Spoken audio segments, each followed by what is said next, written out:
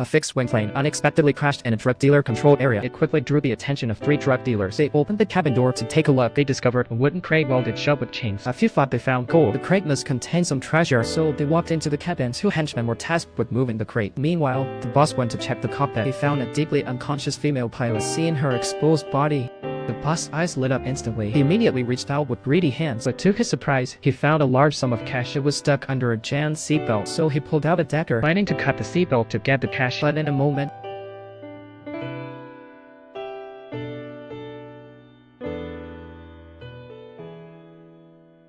the boss never expected his end would be so tragic.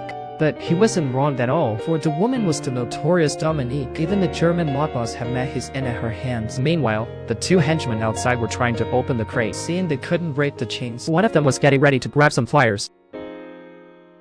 The men turned and found his companion already lifeless. Terrified, he was about to flee when a gun was pressed against his back. That's right, it's Nick. Without hesitation, and Nick disarmed him. Then he threatened the man to load the boxes into the truck. Watching the man struggle with it, clearly, what was inside wasn't light. Once the man got the box into the truck, Nick shot him without a second thought. This is what happens when you provoke me. He then drove off in the drug dealer's car. But when he arrived at the gas station, the attendant recognized the vehicle. These drug dealers were notorious in the area. To avoid any unnecessary trouble, Nick buried his chain box and went to a remote wasteland. He poured a gallon of gasoline over the truck. He set it ablaze, turning it to ashes. He thought this would erase all traces. Little did he know, it was all wishful thinking, because that same day, the police found the bodies. One of them was the local sheriff's brother-in-law. Due to this connection, corruption ran wild in the local police. Officers just wanted to make cash. They wouldn't even spare gold teeth from the dead. Their tactics were quite cruel. The only exception was Agent Leo. He loathed criminals with a passion. Director Lucas sought to find the killer. He rounded up every newcomer in town. Here, he is the law. No one dares to defy him. If they dare to retort or deny, they will be left with the acid pit.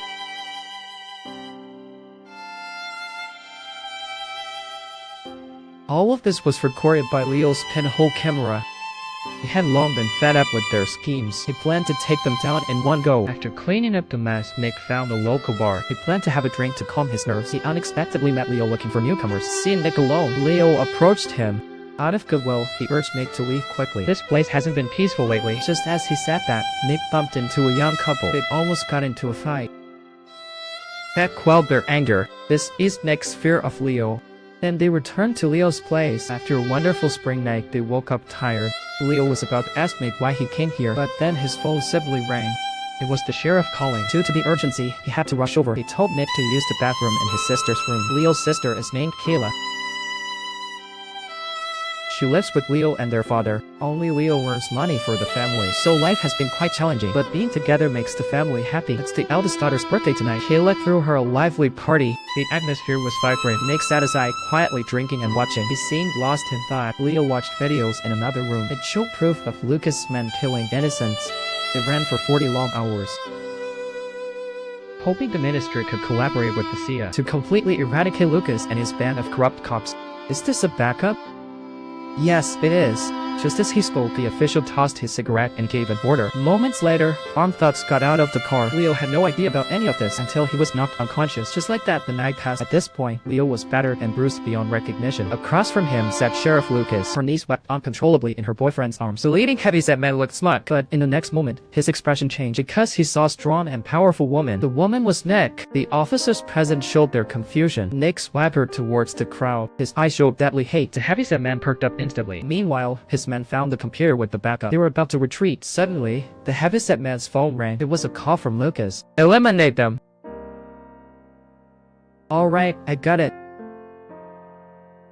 The heavyset man was about to command his men when suddenly, a bullet hit the nearby fence. It turned out to be fired by Leo's father. All cops stood ready. Nick snatched away the gun from the heavyset man and effortlessly sent a few bullets into his body. The heavyset man tried to resist, but Nick blew his head off, then dragged the fat man's body. She hid completely behind him, let the bullets rain down. None of it affected her.